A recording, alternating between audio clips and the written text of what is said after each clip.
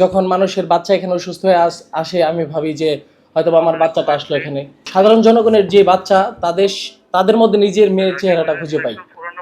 আসলে তাদের সেবার মাধ্যমে আমি মনে করি যে আমার মেয়েটাও আমার কাছে আছে। জনগণের সেবার মধ্যেও অনেক মহত্ব থাকে, সেটাই আমাদের প্রাপ্যতা এবং জনগণের যে ভালোবাসাটা পাই এটাই আমাদের ঈদ আনন্দ।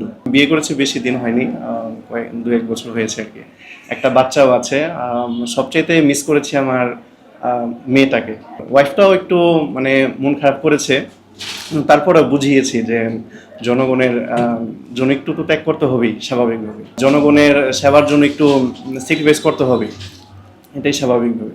কারণ সবাই যদি চলে যায় তাহলে জনগণের নিরাপত্তা কারা দেবে। তারপরে বলেছে যে হ্যাঁ, তাহলে পুলিশের বউকে পুলিশ হতে হয়। এরকমটাই আর কি। আমরা চট্টগ্রাম মেডিকেল কলেজ হাসপাতালে এখানে মোটামুটি ম্যাক্সিমাম দিনই আমরা রোগীদের সাথে সময় অতিবাহিত করি। এখানে যারা ভিকটিম আসে আমরা তাদের সেবায় নিয়োজিত।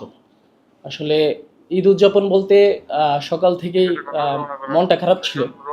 আপনার মেয়ের সাথে কথা হয়েছে, ঘুম থেকে ওঠার পর মেয়ের সাথে কথা হয়েছে। তবে মনটা খারাপ থাকলেও আমরা সাধারণ জনগণের মাঝে নিজেদের ঈদ আনন্দটা ভাগাভাগি করে নিয়েছি আর কি। যখন মানুষের বাচ্চা এখানে অসুস্থ হয়ে আসে আমি ভাবি যে হয়তোবা আমার বাচ্চাটা আসলো এখানে।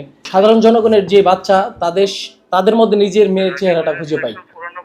আসলে তাদের সেবার মাধ্যমে আমি মনে করি যে আমার মেয়েটাও আমার কাছে আছে। কিন্তু আসলে ফ্যামিলির সাথে কথা হয়েছে, কথা তাদেরও মন খারাপ ছিল, আমারও মন খারাপ ছিল। আসলে বাস্তবতা, পরিস্থিতি সবকিছু মেনে নিতে হয়।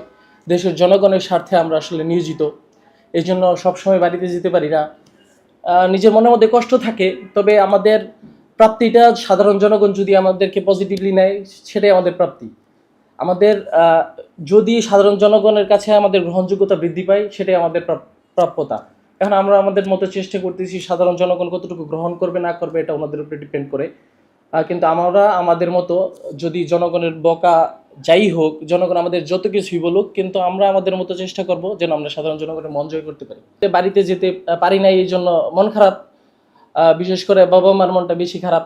ওনারা বারবার ফোন দিয়ে খোঁজখবর নিচ্ছিল যে আসলে ঈদ আমরা ম্যাক্সিমাম সময় পরিবারের সাথে করতে পারি না। এটা আমাদের আসলে অভ্যস্ত হয়ে গেছি, এই ব্যাপারটাতে আমরা অভ্যস্ত হয়ে গেছি যে ফ্যামিলির সাথে ম্যাক্সিমাম টাইমের উপরে ঈদ উদযাপনটা করতে পারি না। আসলে ঈদ উদযাপনের মূল উপাদানই হচ্ছে ফ্যামিলি।